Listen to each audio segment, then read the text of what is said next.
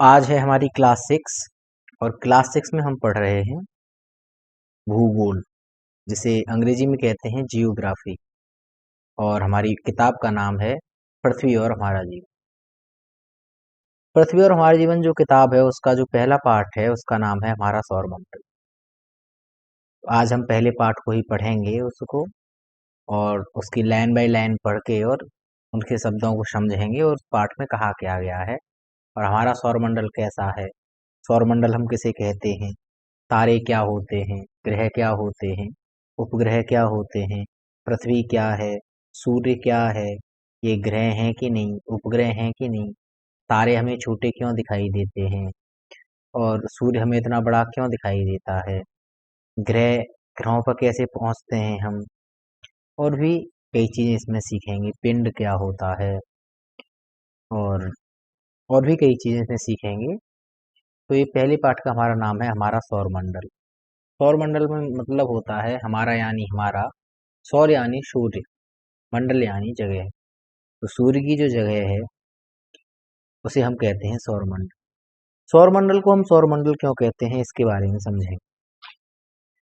तो सूर्य जो होता है वो क्या होता है, अपने मंडल का, अपनी जगह का क्या होता है, मुखिया होता है। इसीलिए हम उसको क्या कह देते हैं, सौरमंडल कहते हैं। चलिए आज हम शुरू करते हैं पार्ट 1। पार्ट 1 में क्या शुरू करेंगे हम, पार्ट 1 में शुरू करेंगे हमारा सौरमंडल, और शुरू से हम इस पाठ को पढ़ते हैं और समझते हैं, और जो भी चीज़ हमें इम्पोर्टेंट लगेगी उस पर मैं हाईलाइट करता जाऊंगा और उसको आराम से समझते जाएं। चलिए, रात में जब हम छत या किसी खुले स्थान से आकाश की ओर देखते हैं तो हमें अनेक चमकती हुई आकृतियां दिखाई देती हैं। ये कह रहे हैं कि रात में जब हम कहीं पे लेटे हैं तो हमें आसमान में कुछ चमकती हुई आकृतियां दिखाई देती हैं, चमकीला चमकीला कुछ दिखाई देता है। इनमें क्या क्या होता है, चंद्रमा होता है, सबसे पहले क्या होता है, चंद्रमा होता है, तारे शामिल होते हैं, और क्या होते हैं, तारे होते हैं।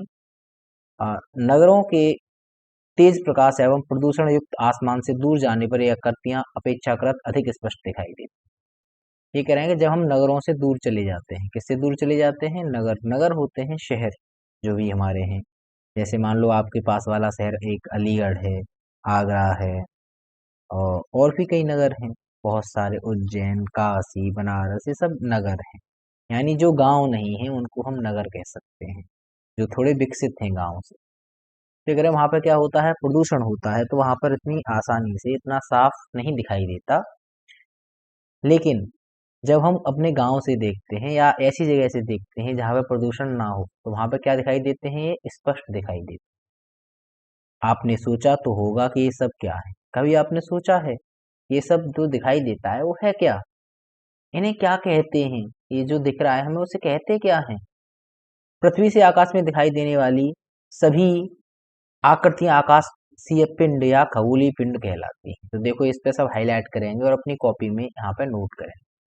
यहाँ से, पृथ्वी से आकाश में दिखाई देने वाली ये सभी आकृतियां आकाशीय पिंड या क्या कहलाती हैं, या खगोलीय पिंड, इसे कहते हैं सेलेस्टियल बॉडीज कहलाते हैं। इसमें कौन कौन से आते हैं, सूर्य, चंद्रमा, तारे आदि शामिल हैं। यहाँ तक ये क्या करेंगे, ये मैंने हाईलाइट किया है, अपनी सब कॉपी पे लिखेंगे। पृथ्वी से आकाश में दिखाई देने वाली ये सभी आकृतियां क्या कहलाती हैं, आकाशीय पिंड। यानी आकाश में जो भी कुछ दिखाई दे रहा है हमें, जैसे देखो अपनी किताब में देखो ये एक बच्ची लेटी हुई है, और ये देखो ये दिख रहा है हमारे लिए चंद्रमा, और ये तारे दिख रहे हैं, ये चंद्रमा, ये तारे, ये सब क्या हैं, ये सब आकाशीय पिंड हैं या खगोलीय पिंड हैं। क्या कहते हैं इन्हें, आकाशीय पिंड या खगोलीय पिंड कहते हैं। आकाशीय पिंड या खगोलीय पिंड। चलिए, अंग्रेजी में क्या कहते हैं इन्हें, सेलेसियल बॉडीज। आगे चलते हैं। चांद तारों के बारे में सोचता हुआ बच्चा, ये चित्र आपका दिया हुआ है, यानी ये बच्चा एक लेटा हुआ है और वो किसके बारे में सोच रहा है, ये देख रहा है कि ये क्या चीज है, ये तारे है क्या, ये सब सोच रहा है। आइए विचार करें, विचार यानी हम सोचें। चंद्रमा युक्त रातों में तारे एवं अन्य आकाशीय पिंड कम स्पष्ट दिखाई देते हैं। ये कह रहे हैं चंद्रमा युक्त रातों में, यानी जब चंद्रमा होता है तब तारे एवं अन्य आकाशीय पिंड कम दिखाई देते हैं। सूर्य के अतिरिक्त अन्य आकाशीय पिंड दिन में क्यों नहीं दिखाई देते? ये कह रहे हैं कि दिन में जब सूर्य निकलता है, क्या निकलता है? सूर्य निकलता है, तो हमें आकाशीय पिंड दिखाई क्यों नहीं देते हैं? कभी कभी प्रातः या सायंकाल में चंद्रमा हल्के रंग का क्यों दिखाई देता है? ये कह रहे हैं कभी कभी देखो सुबह को या शाम को चंद्रमा दिखाई देने लगता है कम कम, कभी देखा होगा आपने। ये कह रहा है कि क्या इसका कारण सूर्य अथवा चंद्रमा का तेज प्रकाश है?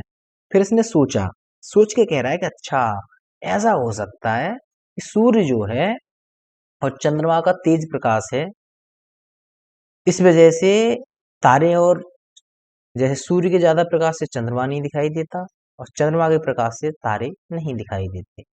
रात के आकाश में टिमटिमाती हुई आकृतियों में तारे और अन्य आकाशीय पिंड शामिल। अब देखते हैं तारे क्या हैं। तारे गर्म गैसों से बने गोले हैं। तारे क्या हैं? गर्म गैसों से बने गोले हैं। ये हमेशा ध्यान रखेंगे आप। तारे क्या हैं? तारे गर्म गैसों से बने गोले हैं। इनमें स्वयं द्वारा उत्पन्न प्रकाश एवं ऊष्मा होती है। ये भी समझेंगे। इनमें क्या होता है? इनमें स्वयं द्वारा उत्पन्न प्रकाश एवं ऊष्मा होती है। यानी जो तारे होते हैं वह अपने आप प्रकाश छोड़ते हैं। जैसे कोई भी चीज है वो अपने आप प्रकाश देने लग जाए, अपने आप। ऐसा नहीं है कि हम उसमें कुछ करें तब वो प्रकाश दे। जैसे आग हम जला देते हैं तो आग से अपने आप प्रकाश निकलता है, जलाते हमें लेकिन प्रकाश उसमें से अपने आप निकलता है, कोई उसको प्रकाश देता नहीं है। हमारे आकाश में अरबों तारे हैं। कितने तारे हैं? अरबों तारे हैं। बहुत से तारे हमसे इतने ज्यादा दूर हैं कि उन्हें हम बिना शक्तिशाली दूरदर्शी, दूरदर्शी होती है टेलीस्कोप, ठीक है, एक होती है दूरदर्शी और एक होती है सूक्ष्मदर्शी। दूरदर्शी का मतलब होता है कि हम दूर की, दूर, दूर यानी बहुत ज्यादा दूर। दर्शी, दर्शी का क्या मतलब होता है? दर्शी का मतलब होता है दिखाने वाली। तो बहुत ज्यादा दूर दिखाने वाला क्या होता है? दूरदर्शी होती है। सूक्ष्मदर्शी का मतलब क्या होता है? सूक्ष्मदर्शी का मतलब होता है, सूक्ष्म यानी छोटा और दर्शी यानी दिखाने वाली। तो दर्शी यानी छोटी छोटी चीजों को दिखाने वाली होती है सूक्ष्मदर्शी। उसे क्या कहते हैं अंग्रेजी में? माइक्रोस्कोप। नहीं देख सकते। हमारा सूर्य भी एक तारा है जो पृथ्वी के सबसे निकट है। तो ये क्या कह रहे हैं? देखो यहाँ से हमें पता चलेगा सूर्य क्या है। सूर्य भी एक तारा है जो किसके पास है? जो पृथ्वी के सबसे निकट है। आइए विचार करें। इसमें देखेंगे क्या विचार कर रहे हैं। तो देखो सबसे पहले ये लड़की छपी हुई है और ये चित्र देख रही है। तो देखो इससे हमें क्या पता चलता है, यानी जहाँ पे खड़ी है इसको, जो इसके सबसे पास है वो वाला पेड़ सबसे बड़ा दिख रहा है, लेकिन उसके बाद ये वाला जो पेड़ है ये इसको छोटा दिख रहा है, और फिर उससे दूर वाला पेड़ और ज्यादा छोटा और ज्यादा छोटा और ज्यादा छोटा। इसका मतलब ये हमें निकलता है कि जो हमें चीज पास होती है वो बड़ी दिखाई देती है, लेकिन जो हमारे हमसे बहुत ज्यादा दूर होती है वो चीजें कैसी दिखाई देती हैं? छोटी दिखाई देती हैं। तो देखिए ये, आइए विचार करें में क्या कहता है ये समझते हैं। आकाश में अनेक तारे हैं जो हमारे सूर्य से भी बड़े हैं। किससे बड़े हैं? सूर्य से बड़े हैं। परंतु ये तारे चंद्रमा से भी छोटे एवं कम प्रकाशमान दिखाई देते हैं। क्यों? ये करेंगे जो तारे होते हैं आकाश में, जैसे यहाँ पे तुमने देखा होगा ये तारे हैं, ये देखो बहुत छोटे छोटे दिखाई दे रहे हैं, लेकिन चंद्रमा देखो बड़ा दिखाई दे रहा है। ऐसा क्यों दिखाई देता है? आगे वो कह रहा है, देखो फर्स्ट पॉइंट में कह रहा है, फर्स्ट पॉइंट, फर्स्ट पॉइंट में कह रहा है आप नजदीक के किसी वृक्ष को देखें, तत्पश्चात उसी या उससे बड़े आकार के किसी दूर के वृक्ष को देखें। देखने के बाद तुलना करें। दूर का वृक्ष समान या बड़े आकार का होने पर भी हमें दूरी के कारण छोटा दिखाई देता है। ये कह रहे हैं कि देखो सबसे पहले पास वाला वृक्ष देखो, जैसे ये लड़की देख रही है, फिर दूर वाला वृक्ष देखो। हालांकि दोनों वृक्ष बराबर हैं तो भी हमें पास वाला वृक्ष बड़ा दिखाई दे रहा है और दूर वाला वृक्ष छोटा दिखाई दे रहा है। इसी प्रकार ऊंचे उड़ते हवाई जहाज एवं पक्षियों के छोटा दिखने पर भी विचार करें। अब ये कह रहे हैं पक्षी भी छोटे दिखते हैं, जैसे देखो ये पक्षी दिख रहा है, ये कैसा दिखाई दे रहा है? छोटा दिखाई दे रहा है। ये देखो इससे ज्यादा छोटा दिखाई दे रहा है, देखो ये जो उड़ रहा है, समझ रहे हो? तो ये कह रहे हैं इन सब पे क्या करो, विचार करो। आगे पढ़ते हैं। रात्रि में के आकाश में हमें तारों के समूह द्वारा बनाई गई विभिन्न आकृतियां दिखाई देती हैं। ये कह रहे हैं कि रात में क्या होता है, रात्रि में आकाश में हमें तारों के समूह, समूह होता है एक जगह इकट्ठा होना, क्या होता है, एक जगह इकट्ठा होना। तो ये कह रहे हैं कि रात्रि में क्या होते हैं, तारे एक जगह इकट्ठे हो जाते हैं, द्वारा बनाई गई विभिन्न आकृतियां क्या दिखाई देती हैं हमारे लिए, विभिन्न आकृतियां दिखाई देती हैं। इन्हें क्या कहते हैं हम, नक्षत्र मंडल कहते हैं। खगोलविदों खगोलविदों के अनुसार आकाश में कुल 88 नक्षत्र मंडल हैं। कितने नक्षत्र मंडल हैं, 88 नक्षत्र मंडल हैं। तो ये भी ध्यान रखने की चीज है।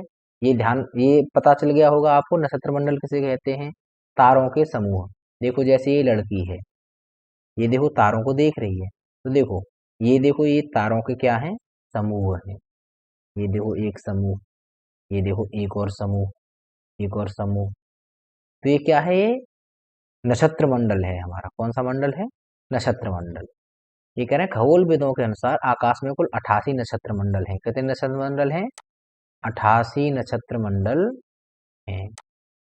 इस चीज को ध्यान में रखेंगे आप सब लोग कि कितने नक्षत्र मंडल हैं हमारे, 88 नक्षत्र मंडल हैं। इनमें से आसानी से पहचाने जाने वाले कुछ प्रमुख नक्षत्र मंडल हैं। कौन कौन से हैं, प्रमुख नक्षत्र मंडल, कुछ प्रमुख नक्षत्र मंडल यहाँ से फिर नोट करेंगे। ओरियन, अर्सा मेजर, विग, बिग बियर, कैनिस मेजर, इसको ग्रेट डॉग कहते हैं, एवं स्मॉल बियर, इसे सप्तऋषि मंडल कहते हैं। तो पहला कौन सा है, ओरियन, फिर है अर्सा मेजर, फिर है कैनिस मेजर एवं स्मॉल बियर, इसे कहते हैं सप्तऋषि मंडल। सप्तऋषि मंडल कौन सा, जो आपके पुराणों में कथा आती है कि 7 ऋषि होते हैं, सप्तऋषि होते हैं, वो कहीं बैठ के आसमान में तपस्या कर रहे हैं, तो उन्हीं के मंडल को क्या कहते हैं, सप्तऋषि मंडल कहते हैं। प्राचीन काल से ही सप्तऋषि मंडल एवं ध्रुवतारे की सहायता से उत्तर दिशा का निर्धारण किया जाता था। तो ये चीजें आप समझेंगे कि ध्रुव तारा हमेशा कौन सी दिशा में निकलता है, उत्तर दिशा में निकलता है, और इसी से किसका निर्धारण किया जाता था, उत्तर दिशा का निर्धारण किया जाता था। आगे देखिए, सप्तऋषि तारामंडल के 2 तारे ध्रुव तारे की ओर संकेत करते हैं। सप्तऋषि तारामंडल के कितने तारे, 2 तारे ध्रुव तारे की ओर इशारा करते हैं। आपने अपनी दादी माँ से ध्रुव तारे की कहानी जरूर सुनी होगी, जो आपने बालक ध्रुव की कहानी सुनी होगी। बालक ध्रुव था, उसके पिता कौन थे, उत्तानपाद थे। जो पिता उत्तानपाद थे वो क्या करते थे, उनकी 2 रानियां थीं। वो छोटे बेटे को बहुत ज्यादा प्यार करते थे, ध्रुव को प्यार नहीं करते थे, उसी को गोद में बैठा देते थे। एक दिन क्या हुआ कि वो गोद में बैठा हुआ था, उनकी दूसरी रानी आ गई, उसने ध्रुव को निकाल के फेंक दिया गया, अरे ये ऐसे गोद में बैठेगा। उसके बाद क्या हुआ, उसकी जो माता थी उसने कहा कि देखो सबसे बड़ी गोद किसकी है, परम पिता की गोद है, आप उसकी गोद में जाके बैठो। तो वहां से वो चला गया। वहां से जाने के बाद फिर उसने बहुत घोर तपस्या की, और तपस्या करने के बाद भगवान विष्णु ने उसको ये ध्रुव तारे वाला ध्रुवलोक प्रदान किया। तो देखो वो कहानी है ध्रुव तारे की। ध्रुव तारा कहाँ से आया, आगे देखो ये जो है ये क्या देख रही है, सप्तऋषि मंडल को देख रही है ये लड़की। आगे पढ़ते हैं सौर मंडल। क्या पढ़ते हैं, सौर मंडल, सोलर सिस्टम। तो सौर मंडल को सौर मंडल क्यों कहा जाता है, इसके बारे में हम समझेंगे। सौर मंडल को सौर मंडल इसलिए कहा जाता है क्योंकि सूर्य क्या है, इसके परिवार का मुखिया है, और मुखिया के नाम पर ही उस परिवार का या किसी चीज का नाम रखा जाता है। सोलर सिस्टम ये क्या है, सूर्य, 8 ग्रह, इन ग्रहों के उपग्रह। सबसे पहले तो इसमें सूर्य आता है, और सूर्य के बाद क्या आता है, सबसे पहले क्या आता है, सूर्य आता है। सूर्य के बाद आते हैं 8 ग्रह, 8 ग्रह के बाद आते हैं इन ग्रहों के उपग्रह, तथा अन्य कुछ खगोलीय पिंड। कौन कौन से, क्षुद्र ग्रह आते हैं, पुच्छल तारा आता है, पुच्छल तारा, और कौन सा आता है, उल्का पिंड आता है। ये सब मिलकर किसका निर्माण करते हैं, सौर मंडल का निर्माण करते हैं। इसे हम सौर परिवार भी कहते हैं। क्या कहते हैं, सौर परिवार भी कहते हैं। क्योंकि सौर परिवार का मुखिया कौन होता है? सूर्य है। यह हमारे सौर मंडल के केंद्र में स्थित है।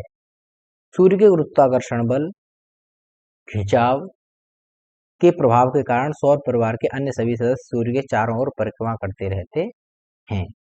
यानी सूर्य में क्या है? एक गुरुत्वाकर्षण बल है। गुरुत्वाकर्षण का बल का मतलब होता है अपनी ओर खिंचाव वाला बल। तो वो अपनी तरफ खिंचाव खींचता रहता है, जिसके कारण जो भी सारे उसके सदस्य हैं वो क्या करते हैं? सूर्य के चारों ओर परिक्रमा करते रहते हैं। अब सबसे पहले हम समझेंगे सूर्य। सूर्य क्या है? सूर्य सौरमंडल के केंद्र में स्थित अत्यधिक गर्म गैसों से बना तारा। क्या है? अत्यधिक गर्म गैसों से बना तारा। इस पे देखो हाईलाइट में कर देता हूँ, इसको आप सब कॉपी में लिखेंगे। तारा है। इसमें यहाँ से भी लिखेंगे, इसमें मुख्य रूप से मतलब सूर्य चलो तारा है, बहुत अच्छी बात है, उसमें क्या भरी हुई है? गर्म गैसें भरी हुई। वो कौन कौन सी गैसें भरी हुई हैं? सबसे पहले हाइड्रोजन, उसके बाद हीलियम गैसें पाई जाती। यह बहुत बड़ा है, हमारी पृथ्वी जैसे लगभग 13 लाख गोले। यानी जितनी बड़ी हमारी पृथ्वी है उतने बड़े कितने गोले? 13 लाख। यानी एक तरह से हम कहें तो उसमें 13 लाख पृथ्वियां समा सकती। यानी हमारी कितनी धरती समा सकती हैं? 13 लाख धरती इसमें समा सकती हैं। यह समूचे सौरमंडल का ऊष्मा एवं प्रकाश प्रदान करता है। सूर्य हमारी पृथ्वी से लगभग 15 करोड़ किलोमीटर दूर स्थित है। 3 लाख किलोमीटर प्रति सेकंड की चाल से सूर्य का प्रकाश 8 मिनट 19 सेकंड में सूर्य से पृथ्वी तक पहुंचता है। तो ये कितनी दूर है? हमारी पृथ्वी 15 करोड़ किलोमीटर दूर। कितनी दूर है? पृथ्वी से लगभग 15 करोड़ किलोमीटर दूर स्थित है। अब देखो, अब इन्होंने ऐसा तो किया नहीं है कि यहाँ से गए, एक आदमी सूर्य पे खड़ा हो गया फीता लेके और एक आदमी खड़ा हो गया धरती पे। अब दोनों ने क्या किया? वहां से नाप लिया कितना लंबा होता है। ऐसे हम नहीं नापते हैं। कैसे नापते हैं? हमें प्रकाश की चाल पता है, यानी प्रकाश की चाल, प्रकाश 1 घंटे में या 1 मिनट में या 1 सेकंड में कितनी दूरी तय करता है। तो ये कह रहे हैं कि अगर हम प्रकाश की चाल कितनी मान लें? 3 लाख किलोमीटर प्रति सेकंड माने। कितनी माने? 1 सेकंड में कितना चला जाता है? वो 3 लाख प्रति किलोमीटर चला जाता है। तो इस हिसाब से सूर्य का प्रकाश आता है कितनी देर में? 8 मिनट 19 सेकंड में। तो इसी हिसाब से दूरी बराबर चाल गुणा समय, आपने एक फॉर्मूला सुना होगा, दूरी बराबर चाल गुणा समय। तो उसी फॉर्मूले से इन्होंने कैलकुलेट करके यहाँ पे बता दिया है। क्या बता दिया है? प्रकाश 8 मिनट 19 सेकंड में सूर्य से पृथ्वी तक पहुंचता है। ये कितनी दूर है? 15 करोड़ किलोमीटर दूर है। आगे देखिए, देखो ये आपका शानदार सा एक चित्र दिया हुआ है। इसमें ये सबसे अंदर सूर्य महाराज बैठे हुए हैं, उसके बाद बुध जी हैं। बुध, इसका मतलब है कि जो बुध हैं वो सबसे पास में हैं सूर्य के। तो देखो, सबसे गर्मी इन्हें ज्यादा मिल रही होगी बुध को, और सबसे ज्यादा बुध को गर्मी मिल रही होगी, तो क्या हो रहा होगा? तो ये सबसे ज्यादा गर्म भी होगा। उसके बाद क्या आता है? उसके बाद आता है शुक्र महाराज आते हैं। क्या आते हैं? शुक्र महाराज। ये कौन से हैं? ये शुक्र महाराज हैं। फिर उसके बाद मंगल महाराज आते हैं। फिर क्या आती है? हमारी पृथ्वी आती है। फिर क्षुद्र ग्रह की पट्टी आती है। ये क्या है? क्षुद्र ग्रह। क्षुद्र यानी छोटे छोटे जो ग्रह होते हैं उन्हें क्षुद्र ग्रह बोलते हैं, बौने ग्रह जिन्हें बोलते हैं। ये बृहस्पति आता है। फिर बृहस्पति के बाद शनि आता है। शनि के बाद क्या आता है? ये यूरेनस आता है। और यूरेनस के बाद सबसे लास्ट में क्या आता है? नेपच्यून आता है। आगे चलिए, ये हमारा क्या है? सौरमंडल है। अभी हमने किसके बारे में समझा था? सूर्य के बारे में हमने समझ लिया था कि सूर्य क्या है, सूर्य कैसे बना हुआ है और कैसे कैसे उसकी संरचना हुई है। अब हम समझेंगे ग्रह के बारे में। ग्रह क्या होते हैं? जो आकाशीय पिंड अपने तारे के चारों ओर निर्धारित कक्षा में चक्कर लगाते हैं। ये कह रहे हैं कि एक उनका क्या होता है? तारा होता है। तारा यानी हम मान सकते हैं जैसे सूर्य है, हमारी गैलेक्सी का तारा कौन सा है? सूर्य है। सूर्य के चारों तरफ जो भी कोई चक्कर लगाएगा वो क्या होगा? ग्रह होगा। जैसे मानो अब तुम कहोगे अच्छा सूर्य की तरफ बुध चक्कर लगा रहा है तो बुध को ग्रह मानेंगे, बिल्कुल, तो एक बुध ग्रह हो गया। फिर आप कहोगे अच्छा तो मंगल भी चक्कर लगा रहा है गोल गोल, ये भी ग्रह है, हाँ। किसका ग्रह है? सूर्य का ग्रह है। आप कहोगे पृथ्वी भी लगा रही है, हम भी घूम रहे हैं, वो भी ग्रह है, हाँ बिल्कुल ग्रह है, क्यों नहीं है। चलिए अब आपकी किताब क्या कह रही है ये समझ लेते हैं। जो आकाशीय पिंड अपने तारों के चारों ओर निर्धारित कक्षा में चक्कर लगाते हैं उन्हें ग्रह कहते हैं। तो यहाँ से मैं ये हाईलाइट कर देता हूँ और यहाँ तक क्या है आप अपनी कॉपी पे लिखेंगे। इनमें स्वयं का प्रकाश व ऊष्मा नहीं होती है, यानी जो ग्रह होते हैं उनमें प्रकाश नहीं होता। जैसे सूर्य है, अपने आप प्रकाश होता है उसमें, और धरती को भी प्रकाश देता है। ऐसे धरती में स्वयं का प्रकाश नहीं होता, ये अपने तारे के प्रकाश से ही प्रकाशित होते हैं। यानी इनका जो तारा है, जैसे मान लो धरती का तारा कौन है? सूर्य है, तो सूर्य के प्रकाश से ही धरती पर प्रकाश आएगा। वैसे अपने आप धरती पर प्रकाश नहीं आएगा, क्योंकि ग्रहों में स्वयं का प्रकाश और ऊष्मा नहीं होती है। जैसे हमारी पृथ्वी सूर्य के चारों ओर चक्कर लगाती है, किसी आकाशीय पिंड के ग्रह होने के लिए उनका आकार इतना बड़ा होना चाहिए कि गुरुत्वाकर्षण बल के प्रभाव से इनकी आकृति गोल या लगभग गोल हो। यानी ये कह रहे हैं कि इनकी आकृति कैसी होनी चाहिए? गोल होनी चाहिए, तथा ये किसी अन्य ग्रह की कक्षा को ना काटते हो। हमारे सौर मंडल में 8 ग्रह हैं, यहाँ से मैं हाईलाइट करता हूँ और ये सब आप अपनी कॉपी में लिखेंगे। हमारे सौर मंडल में 8 ग्रह हैं।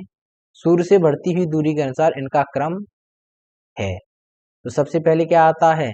सबसे पहले हमारा आता है बुध। बुध के बाद कौन सा आता है? शुक्र। शुक्र के बाद क्या होता है? पृथ्वी। देखो इसे अंग्रेजी में भी पढ़ के बता देता हूँ आपको। बुध को क्या कहते हैं अंग्रेजी में? मर्क्यूरी। शुक्र को क्या कहते हैं? वीनस।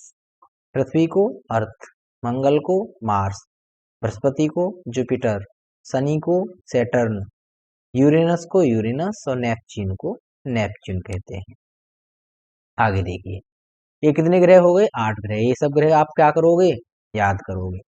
सौरमंडल के सभी 8 ग्रह अपनी धुरी पर लट्टू की भांति घूमते हुए, किसकी भांति? लट्टू की भांति घूमते हुए सूर्य के चारों ओर चक्कर लगाते हैं।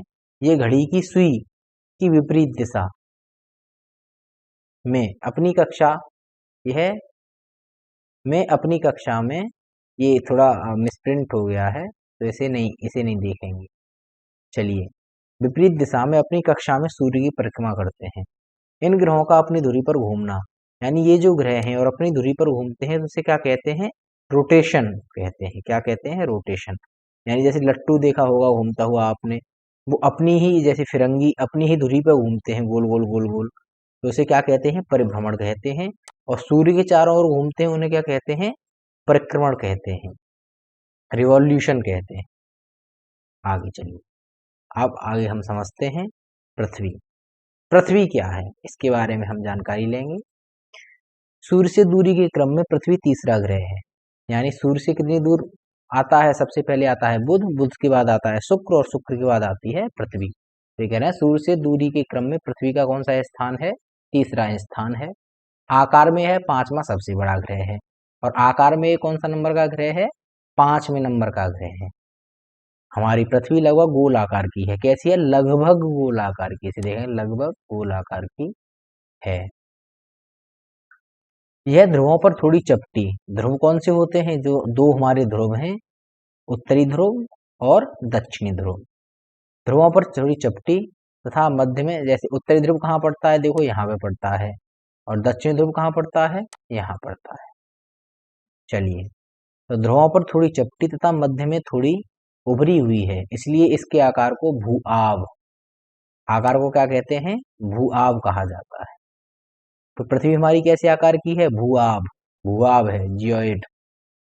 ऐसा अनुमान लगाया जाता है कि जीवन के लिए अनुकूल परिस्थितियां संभवतः केवल पृथ्वी पर पाई जाती हैं, इसलिए इसे हरित ग्रह कहा जाता है।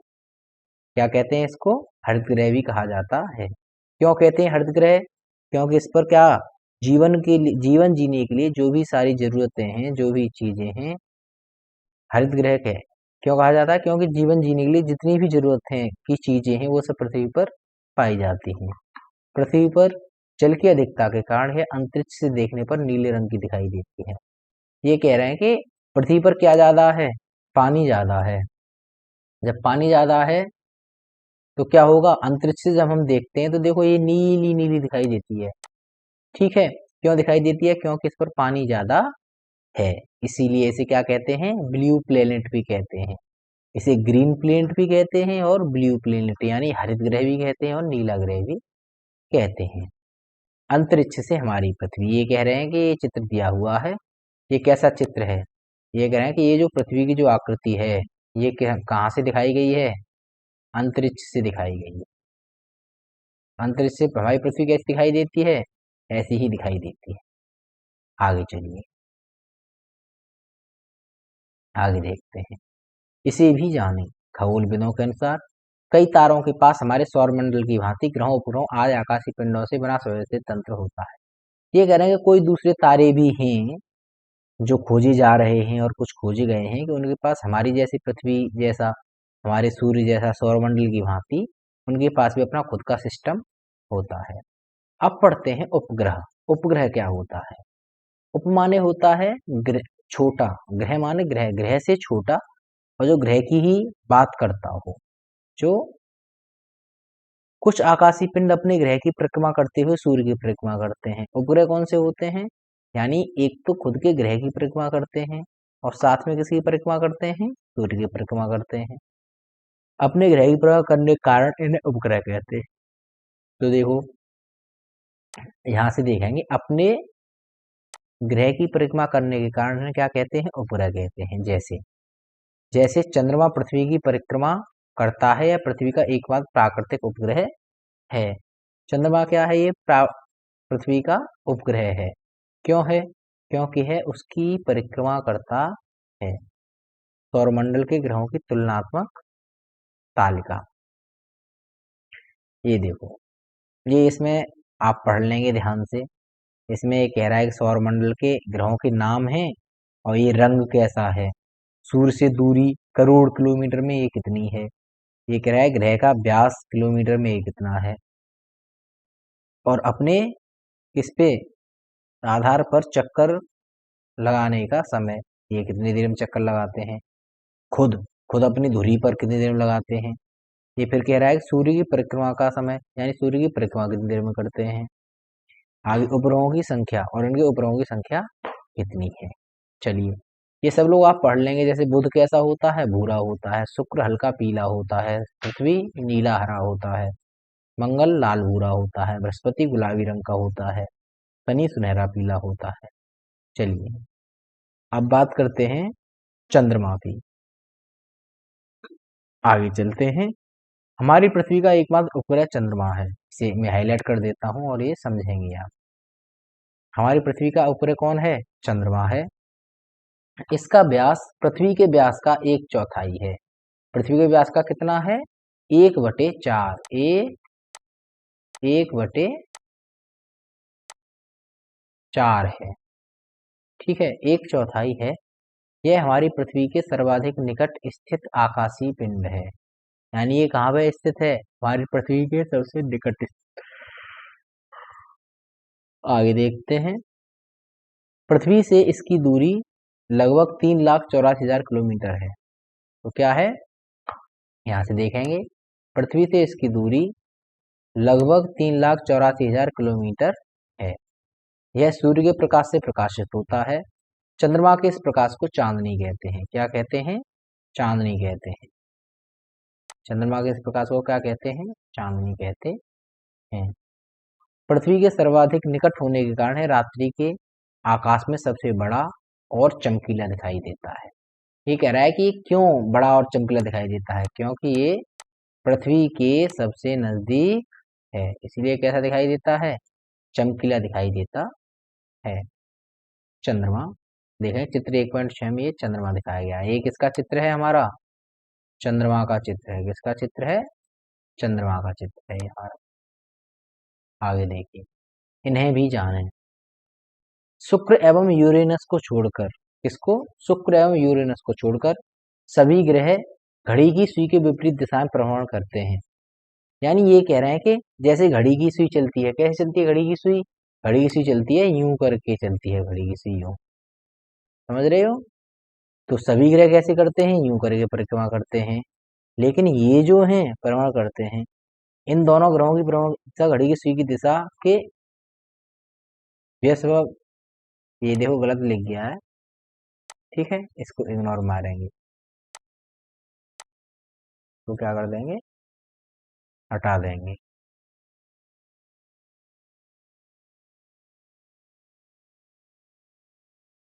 क्या करेंगे, इसको यहाँ से हटा देंगे।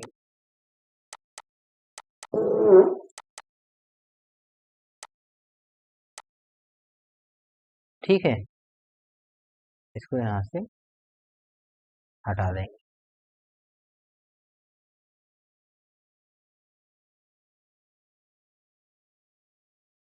आगे देख, आगे देखते हैं।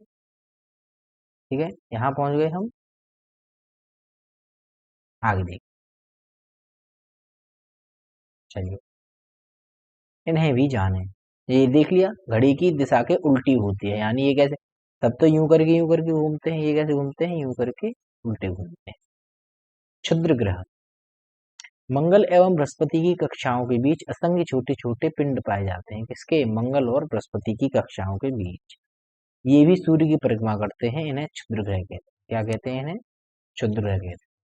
खगोलविदों के अनुसार क्षुद्र ग्रह ग्रहों के टुकड़े हैं। किसके टुकड़े हैं, खगोलविदों के अनुसार टुकड़े हैं जो करोड़ों वर्ष पहले विस्फोट से बिखर गए थे। ये ग्रह इसके क्या हैं, ये टुकड़े हैं, और जो विस्फोट विस्फोट हो गया था, ये है हमारे क्षुद्र ग्रह का चित्र। आगे क्षुद्र ग्रह, क्षुद्र ग्रह में सबसे पहले आता है हमारा उल्का पिंड। क्या आता है सबसे पहले हमारा, उल्का पिंड। उल्का पिंड इसे कहते हैं मेटेरोइड्स। सूर्य के चारों तरफ चक्कर लगाने वाले पत्थर के छोटे छोटे टुकड़ों को उल्का पिंड कहते हैं। यानी सूर्य के चारों तरफ जो भी चक्कर लगा रहा है, और उनके छोटे छोटे टुकड़ों को क्या कहते हैं, उल्का पिंड कहते हैं। ये कभी कभी पृथ्वी के इतने निकट आ जाते हैं कि पृथ्वी के वायुमंडल के साथ रगड़कर जलने लगते हैं और जलकर पृथ्वी पर गिर जाते हैं। इस प्रक्रिया में चमकदार प्रकाश उत्पन्न होता है। इन्हें टूटता हुआ तारा कहा जाता है। जैसे कभी तुमने देखे होंगे, तुम चिल्लाते हो अरे प्राणी गई, प्राणी गई, प्राणी गई, तो वो क्या होते हैं, वो इन्हें टूटता हुआ तारा कहा जाता है। तो वो क्या होते हैं, टूटता हुआ तारा होते हैं, वो उल्का पिंड होता है, प्राणी प्राणी कुछ नहीं होता। पुच्छल तारे, इसे कहते हैं अंग्रेजी में कॉमेट्स। पुच्छल तारे अथवा धूमकेतु चट्टानों, बर्फ, धूल और गैस के बने आकाशीय पिंड होते हैं। क्या होते हैं, पुच्छल तारे, धूमकेतु चट्टानों, बर्फ, या तो चट्टान के होते हैं या बर्फ के, धूल के और गैस, इन सभी से मिलकर बने हुए क्या होते हैं, आकाशीय पिंड होते हैं। अक्सर ये आकाशीय पिंड अपनी कक्षा में घूमते हुए, यानी ये अपनी कक्षा में घूमते रहते हैं और कहाँ आ जाते हैं, सूर्य के पास आ जाते हैं। सूर्य के ताप के कारण इनकी गैसें, धूल और बर्फ बास में बदल जाती हैं। लेकिन जब ये सूर्य के पास आते हैं तो ये बर्फ और धूल होती है इसमें, और जो बर्फ और धूल होती है वो क्या हो जाती है, बर्फ बर्फ वाष्प के रूप में, यानी भाप के रूप में बदल जाती है। और यही वाष्प मुख्य पिंड से एक लंबी सी चमकीली पूंछ के रूप रूप में बाहर निकल जाती है। जैसे मैं आपको एक डायग्राम, एक चित्र दिखा रहा हूँ, ये आप एक चित्र देख रहे होंगे। ये है एक पुच्छल तारे का चित्र। किसका चित्र है ये, पुच्छल तारे का चित्र। देखो ये है, ये जो है ये पुच्छल तारा है, और यहाँ से क्या निकल रही है, एक पूंछ सी निकल रही है, एक लंबी सी। जब ये सूर्य के पास आता है तो क्या होता है, ये भाप बन के भाप बन जाते हैं, और जब भाप बनती है तो इसमें एक क्या निकल आती है, चमकीली, ये क्या निकल रही है, ये पूंछ निकल रही है, पूंछ निकल आती है। तो इसे क्या बोलते हैं, पुच्छल तारा बोलते हैं। ये सब आसमान है हमारा। आइए आगे चलते हैं। बाहर निकल जाती है गुरुत्वाकर्षण के कारण। देखो इसमें भी जैसे ये सूर्य है, ये यूं घूम रहा है, घूमता घूमता ये कहाँ पे आया, सूर्य के पास आया, और यहाँ से क्या हो जाएगा, ये लंबा हो जाएगा। लंबा का मतलब यहाँ से भाप बन जाएगा। गुरुत्वाकर्षण के कारण इस तारे का सिर सूर्य की तरफ तथा पूंछ हमेशा की बाहर की तरफ होती है। यानी सिर किसकी तरफ होता है, सूर्य की तरफ होता है और पूंछ किसकी तरफ होती है, बाहर की तरफ होती है, जो हमें चमकती दिखाई देती है। आप सोच रहे होंगे कि इतने सारे ग्रह, उपग्रह और क्षुद्र ग्रह एक ही सूर्य के चारों ओर निरंतर चक्कर लगा रहे हैं, फिर भी कभी आपस में टकराते नहीं हैं। ऐसे कैसे संभव होता होगा? अब आप सोच रहे होंगे देखो, पृथ्वी है, वो भी चक्कर लगा रहा है, मंगल है, वो भी चक्कर लगा रहा है, यानी ग्रह इतने हैं, उपग्रह इतने हैं, पता नहीं क्या क्या घूम रहा है उसके चारों तरफ, तो भी टकराते हैं कि नहीं टकराते? तो ये आपने सोचा होगा कि क्यों नहीं टकराते, ऐसा कैसे संभव होता है कि आपस में न टकराएं? आइए करके देखें। विद्यालय परिसर में एक बच्चा सूर्य बनकर खड़ा हो जाए, जैसे आपका एक डायग्राम दिया रखा है, ये जो बीच में एक बच्चा है, ये क्या बनकर खड़ा हुआ है, सूर्य है, ठीक है। उसके बाद क्या करते हैं, सौर मंडल के चित्र में दिखाए गए विभिन्न ग्रहों के दीर्घ वृत्ताकार मार्ग के अनुसार जमीन पर लकड़ी चूना चौक की सहायता से निशान बना लें। अब 8 बच्चे क्रमशः बुध, शुक्र, पृथ्वी, मंगल, बृहस्पति, शनि, यूरेनस तथा नेपच्यून बनकर अलग अलग दीर्घ वृत्ताकार मार्ग पर खड़े हो जाएं और अपने निर्धारित मार्ग पर सूर्य के चारों ओर घूमें। कितनी भी देर तक किसी भी गति में आप चल सकते हैं, कभी भी आप टकराएंगे नहीं। अब ये कह रहे हैं कि जैसे एक तो बीच में सूर्य जगह खड़ा हो गया, अब यहाँ पे एक कील ठोक लो और उससे थोड़ी सी दूरी पर एक गोला बना लो, यहाँ पे एक बच्चा और खड़ा कर दो, फिर थोड़ी सी दूरी पर एक और गोला बना लो, यानी ये किसमें घूमेंगे, अपनी इनकी क्या हो जाता है, एक पथ हो जाता है और अपने उसी रास्ते पर घूमते हैं। इस प्रकार ये क्या होते हैं, टकराते नहीं हैं। अब देखते हैं कुइपर मेखला यानी कुइपर बेल्ट, ये क्या होता है, इसे देखते हैं। यह नेपच्यून के पार, किसके पार, नेपच्यून के पार, यानी जो नेपच्यून हमारा है उसके पार सौर मंडल के आखिरी सिरों पर एक के तस्तरी के आकार की विशाल पट्टी है। यह नेपच्यून के पार सौर मंडल के सिरों पर एक तस्तरी के आकार की विशाल क्या है, पट्टी है। इसमें असंख्य खगोलीय पिंड उपस्थित हैं, जिनमें कई बर्फ से बने हैं। धूमकेतु इसी क्षेत्र से आते हैं। खगोलविदों का अनुमान है कि यहाँ ग्रह जैसे कई बड़े आकाशीय पिंड भी हो सकते हैं। प्लूटो भी इसी मेखला में स्थित है। क्या है, प्लूटो भी इसी मेखला में स्थित है, इसे भी जानें। तो देखो, कुइपर मेखला का आपको एक मैं डायग्राम और दिखाई देता हूं, जिससे आपको समझ में आ जाएगा। देखो, ये है आपका कुइपर मेखला का डायग्राम। तो देखिए, ये बीच में क्या है, सन है, सबसे बीच में क्या हो गया, सूर्य हो गया, और सूर्य के बाद क्या है, ये क्या है, ये सूर्य के बाद जो उसके 8 ग्रह हैं, जो 8 ग्रह हैं वो हैं, और ये क्या है, इसमें एक अर्थ लिखा हुआ है। उसके बाद क्या है, ये सफेद सफेद सी आपको जो दिख रही है, उसे क्या बोलते हैं, कुइपर बेल्ट बोलते हैं, यानी कुइपर मेखला बोलते हैं, ये जो सफेद सफेद सी दिख रही है। और ये क्या है बाहर, ये आउटर क्लाउड, यानी बाहर जो भी बादल बादल या जो भी कुछ है वो सब बाहर है इससे, ठीक है। इसके आगे आगे आगे चलते हैं, इसे भी जाने। हमारे सौर मंडल में अगस्त 2016 2006 के पहले 9 ग्रह माने जाते थे। कितने ग्रह माने जाते थे, 9 ग्रह माने जाते थे। यम 9वां ग्रह था, कौन सा, हम यम को कौन सा ग्रह मानते थे, 9वां ग्रह मानते थे। यह नेपच्यून की कक्षा का अतिक्रमण करता था।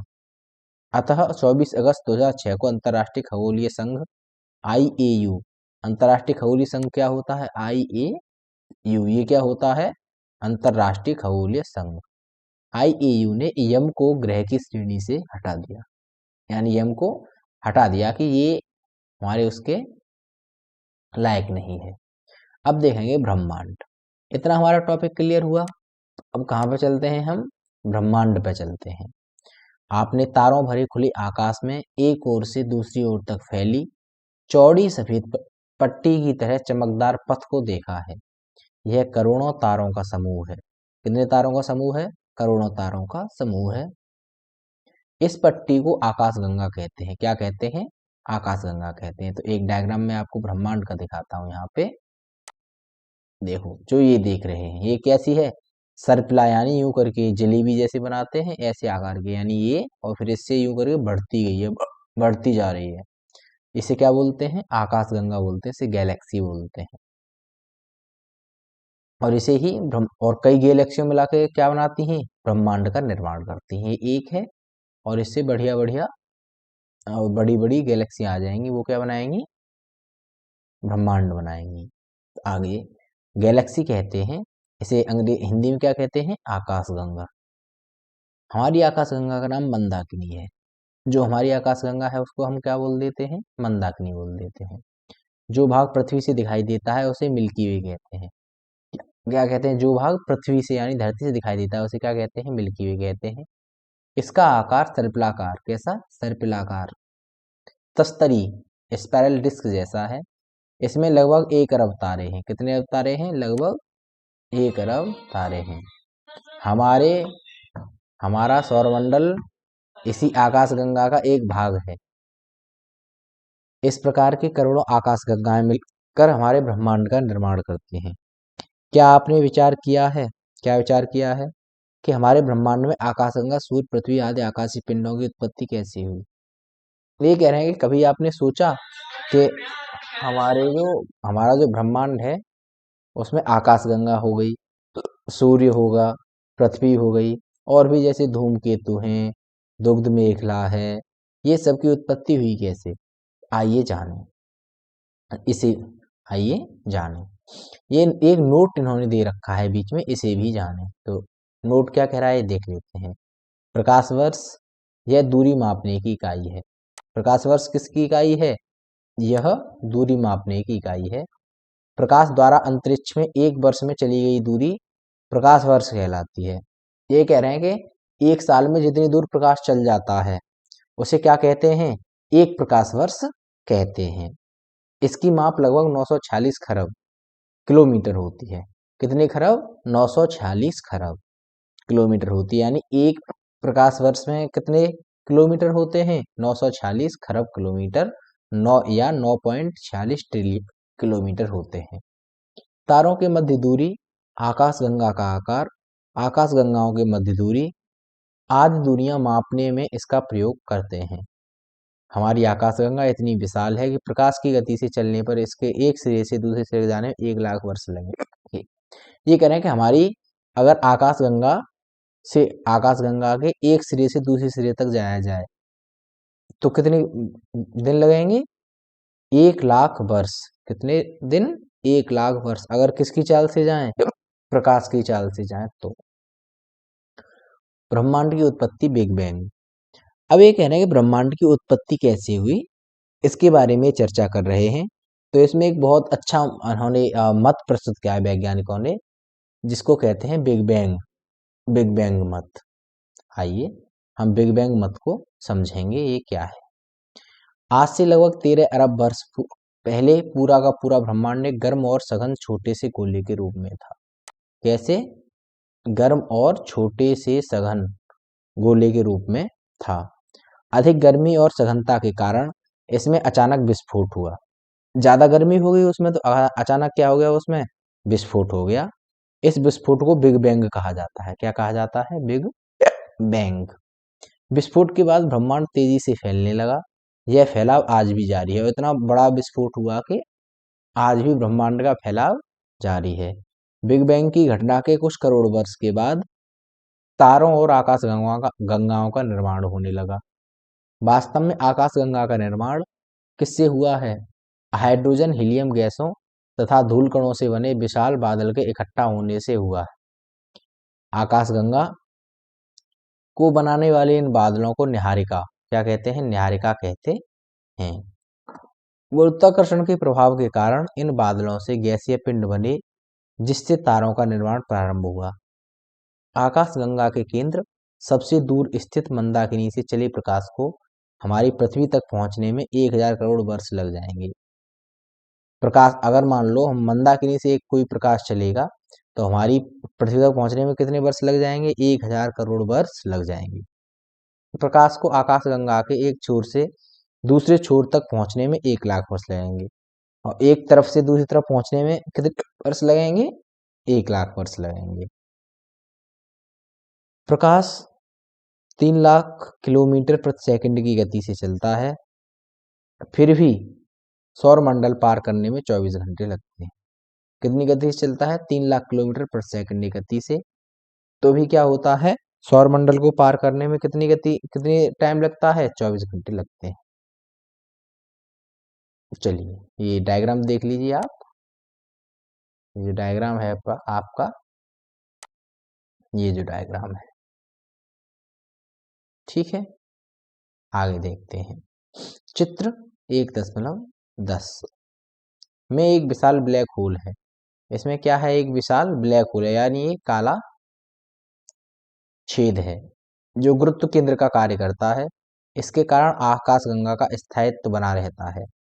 हमारा सूर्य अपनी आकाशगंगा में लगभग 100 अरब तारों में से एक तारा है। आज से लगभग 5 अरब वर्ष पूर्व मंदाकिनी आकाशगंगा की बाहरी भुजा में हमारे तारे का जन्म हुआ। कितने वर्ष पूर्व? 5 अरब वर्ष पूर्व। सूर्य अपने जन्म से ही आकाशगंगा के केंद्र की परिक्रमा कर रहा है। अपने जन्म से किसकी परिक्रमा कर रहा है? अब देखो यहाँ से हमें एक चीज देखो, हमारे तारे सूर्य का जन्म हुआ, यहाँ से देखेंगे सूर्य अपने जन्म से ही आकाशगंगा के केंद्र की परिक्रमा कर रहा है। वर्तमान में यह आकाशगंगा की बीच की भुजा में स्थित है। तो लोग कहते हैं देखो, धरती तो घूमती है लेकिन सूर्य नहीं घूमता, तो वो बिल्कुल गलत कहते हैं। सूर्य भी क्या होता है? घूमता है। और किसकी परिक्रमा कर रहा है? तो देखो साफ साफ यहाँ पे लिखा हुआ है, सूर्य अपने जन्म से ही, जब से वो बना है तब से आकाशगंगा के केंद्र की परिक्रमा कर रहा है। सूर्य भी आकाशगंगा के चारों तरफ घूम रहा है। सूर्य की उत्पत्ति के कुछ समय बाद उसके चारों ओर छोटे छोटे आकाशीय पिंडों और गैसीय बादलों का संचयन होने लगा। इस संचयन के परिणाम स्वरूप ग्रहों, उपग्रहों, क्षुद्र ग्रहों, पुच्छल तारों आदि का निर्माण होने लगा। इस प्रकार धीरे धीरे, क्या लिखा हुआ है? धीरे धीरे हमारा सौरमंडल अपने वर्तमान स्वरूप को प्राप्त हुआ। आगे बात करते हैं हम कृष्ण विवर या ब्लैक होल, यानी ब्लैक होल क्या होता है? ब्लैक होल एक ऐसा आकाशीय पिंड है जिसका बहुत अधिक भार अथवा द्रव्यमान अत्यंत सीमित स्थान पर एकत्र रहता है, अर्थात इसका घनत्व बहुत अधिक होता है। इस कारण ब्लैक होल का गुरुत्वाकर्षण इतना शक्तिशाली होता है कि कुछ भी इसके खिंचाव से बच नहीं सकता। यहाँ तक कि वह अपने ऊपर पड़ने वाले प्रकाश को भी अवशोषित कर लेता है, अर्थात इसमें जाने वाला प्रकाश भी बाहर नहीं आ सकता। ये कह रहे हैं कि एक तरह का छेद होता है, ब्लैक होल होता है, और वो उसका जो घनत्व होता है वो बहुत ज्यादा होता है, और उसमें गुरुत्वाकर्षण बल होता है, और वो इतना अ, अधिक शक्तिशाली बल होता है कि उसके खिंचाव से कोई बच ही नहीं सकता। जैसे मान लो उसमें कोई चीज टकराई तो देखो काली हो जाएगी, बिल्कुल क्या हो जाएगी? ब्लैक हो जाती है। जैसे मान लो अगर प्रकाश भी टकराया तो वो भी ब्लैक हो जाती है, को भी अवशोषित कर लेता है, अर्थात से जाने वाला प्रकाश भी बाहर नहीं आ पाता है, इसलिए यह दिखाई नहीं देता। इसके स्थान पर केवल काला रंग ही दिखाई देता है, इसलिए इसे क्या कहते हैं? कृष्ण विवर कहते हैं, यह ब्लैक होल कहा जाता है। शब्दावली। अंतरिक्ष, ये सब शब्दावली जो है आप सब लोग याद करेंगे।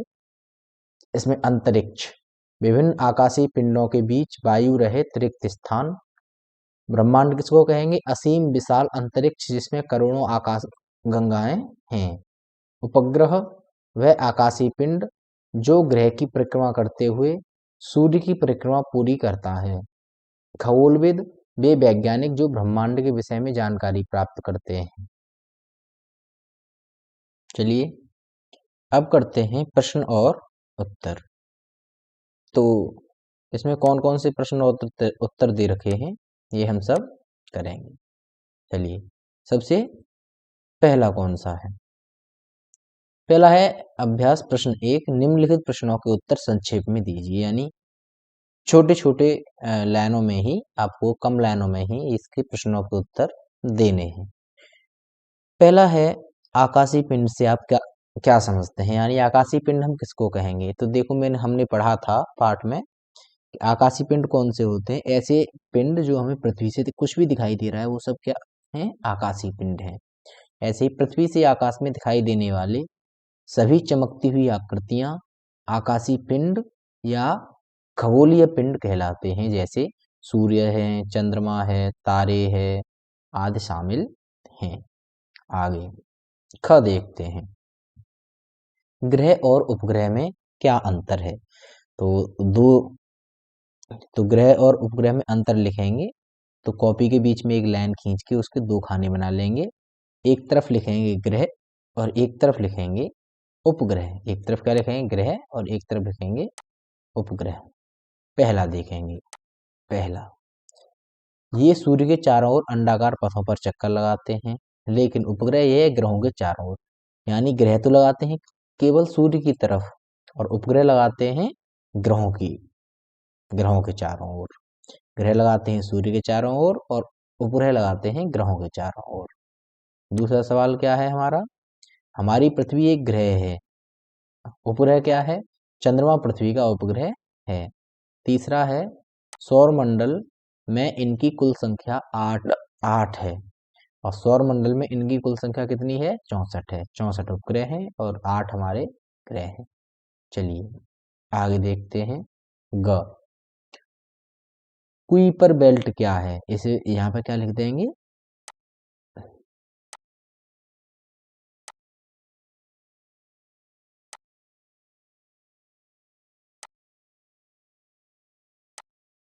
कुइपर, ये है कुइपर बेल्ट क्या है। उत्तर में क्या देखेंगे, नेपच्यून के पार, किसके पार, नेपच्यून के पार सौरमंडल के आखिरी सिरों पर एक तस्तरीनुमा विशाल पट्टी है जिसे कुइपर बेल्ट या मेखला कहा जाता है। इसमें असंख्य खगोलीय पिंड होते हैं, जैसे मैंने आपको डायग्राम दिखाया था कि नहीं दिखाया था कुइपर बेल्ट का। जैसे ये है, ये किसके, नेपच्यून के पार। ये सबसे लास्ट वाला क्या हो गया, नेपच्यून हो गया प्लेनेटरी रीजन। इसके पार देखो ये वाली होती है कुइपर बेल्ट। तो नेपच्यून के पार सौरमंडल के आखिरी सिरों पर एक तस्तरीनुमा विशाल पट्टी है जिसे कुइपर बेल्ट या मेखला कहा जाता है। इसमें असंख्य खगोलीय पिंड उपस्थित हैं जिनमें कई बर्फ से बने होते हैं। धूमकेतु इसी क्षेत्र से आते हैं। तीसरा देखेंगे, यानी घ, निहारिका से आप क्या समझते हैं। निहारिका देखेंगे, उत्तर इसका क्या होगा, ये आप साथ के साथ क्या इस पे लिखते जाएंगे, कॉपी पे लिखते जाएंगे, जिससे आपको आपके नोट्स भी प्रिपेयर होते जाएंगे, साथ के साथ फेयर कॉपी भी बनती जाएगी। बिग बैंग की एक घटना के कुछ करोड़ वर्ष के बाद तारों और आकाशगंगाओं का निर्माण होने लगा। वास्तव में आकाशगंगा का निर्माण हाइड्रोजन, हीलियम गैसों तथा धूल कणों से बने विशाल बादल के इकट्ठा होने से हुआ है। आकाशगंगा को बनाने वाले इन बादलों को निहारिका क्या कहते हैं, निहारिका, और इसे अंग्रेजी में कहते हैं नेबुला कहते हैं। ड़, आकाशगंगा किसे कहते हैं, हमारा सौरमंडल किस आकाशगंगा में है। आकाशगंगा में एक ओर से दूसरी ओर तक फैली चौड़ी सफेद पट्टी की एक चमकदार पथे जो असंख्य तारों का समूह है, आकाशगंगा कहलाती है।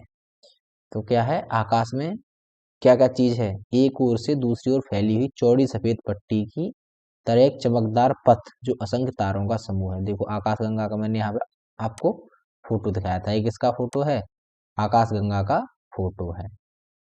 चलिए, कहलाता है हमारा सौरमंडल मंदाकिनी नाम के आकाशगंगा में है। इसमें है मंदाकिनी, हमारा सौरमंडल मंदाकिनी नामक आकाशगंगा में है। अब आते हैं हम किस पे, प्रश्न 2 पे। प्रश्न 2 देखेंगे यहाँ पे। प्रश्न 2 है सही जोड़े बनाइए। क्या है प्रश्न 2, सही जोड़े बनाइए। इसमें देखेंगे, इसमें सही जोड़े बनाएंगे। मंगल के उपग्रहों की संख्या, तो ये कितनी होगी, मंगल के उपग्रहों की संख्या होगी हमारी 2। आगे सूर्य से पृथ्वी की दूरी, सूर्य से पृथ्वी की दूरी क्या हो गई, लगभग 15 करोड़ किलोमीटर। सर्वाधिक उपग्रह वाला ग्रह कौन सा हो गया हमारा, बृहस्पति हो गया। इसके बाद शून्य उपग्रह वाला ग्रह कौन सा हो गया, ये हमारा शुक्र हो गया। चलिए आगे है दूरी का मापक क्या हो गया हमारा, प्रकाश वर्ष हो गया। ठीक है, इसके बाद अब कहाँ पे पहुंचेंगे हम, रिक्त स्थानों की पूर्ति कीजिए। चलिए, रिक्त स्थानों की पूर्ति कीजिए। तारे गर्म गैसों के बने गोले हैं, तो जो भी रिक्त स्थान है उसमें मैं हाईलाइट करता जाऊंगा। ये क्या है, रिक्त स्थान, क्या, गैसों, पहले में क्या आएगी, गैसों आएगी। तारे से बने गोले हैं गर्म गैसों से। हमारे सौरमंडल में कितने ग्रह हैं, 8 ग्रह हैं। तीसरा, हमारी पृथ्वी का एकमात्र उपग्रह क्या है, चंद्रमा है। इसके बाद क्षुद्र ग्रह मंगल एवं बृहस्पति ग्रह के मध्य में पाए जाते हैं। कौन कौन से ग्रह, इस पहले वाले में आएगा मंगल और दूसरे वाले में आएगा बृहस्पति। आगे, भौगोलिक कुशलताएं विद्यार्थियों को स्वयं करनी है। परियोजना कार्य, इसमें देखो पहला है, यम को ग्रह की श्रेणी से क्यों हटा दिया गया, इसकी जानकारी प्राप्त कीजिए। तो ये वैसे तो आपको करना है, लेकिन यहाँ पे मैं बता दे रहा हूँ। अगस्त 2006 तक यम हमारे सौरमंडल का 9वां ग्रह माना जाता था। यम यानी प्लूटो नेपच्यून की कक्षा का अतिक्रमण करता था। क्या करता था, यम यानी प्लूटो नेपच्यून की कक्षा का क्या करता था, अतिक्रमण करता था, उसकी कक्षा में आ जाता था। अतः 24 अगस्त 2006 को अंतर्राष्ट्रीय खगोलीय संघ द्वारा यम यानी प्लूटो को ग्रह की श्रेणी से हटा दिया गया। इसके साथ ही हमारा चैप्टर क्या होता है, खत्म होता है। ठीक है, यहाँ पे हम लिख देंगे क्या, एंड लिख देंगे, ई एन और डी। ठीक है, यहाँ पे क्या हो गया, हमारा चैप्टर समाप्त हो गया। आगे चलिए, यहाँ देख लेते हैं, अगर कोई क्वेश्चन रह गया हो तो ये सारे हमने क्वेश्चन आंसर कर लिए हैं। अगर ये तुम्हें पाठ में ढूंढाए जाए क्वेश्चन आंसर, तो देखो यहाँ से पाठ में भी देख सकते हो। आकाशीय पिंड किसे कहते हैं, तो सबसे पहले चले जाएंगे शुरुआत में ही, आपका ये है, देखो आकाशीय पिंड या आदि शामिल हैं यहाँ तक। ये कौन सा आंसर हो गया, ये पहला हो गया। ऐसे करके ये आराम से आपको किताब में भी मिल जाएंगे अगर ढूंढना चाहो, और यहाँ से नोट्स प्रिपेयर करना चाहो जो मैंने बता दिए हैं, वहाँ से आप देख सकते हैं।